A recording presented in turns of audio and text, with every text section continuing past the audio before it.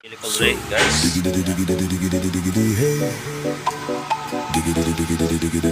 So, hindi naka-charge talaga. Tapos, so,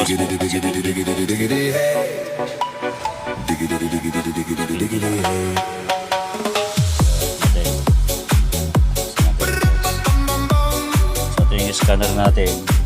So, naka-battery supply low. So, ibig sabihin ng ating battery, hindi siya naka-charge, guys. Puro history naman niya, guys. So, i-clear na natin. Papapatan natin yung kanyang alternator pulley. So, siyang 11 volts. So, ito mga views niya. So, na-check ko naman dito.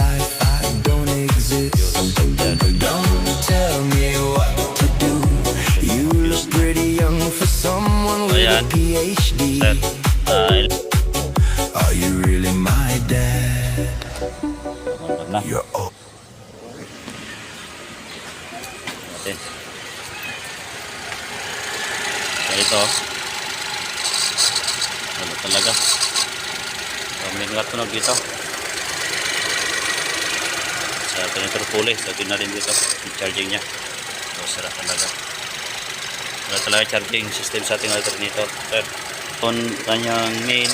Ayan, sa positive. So, dito sa may body ground. So, 11 volts lang nakukuha natin.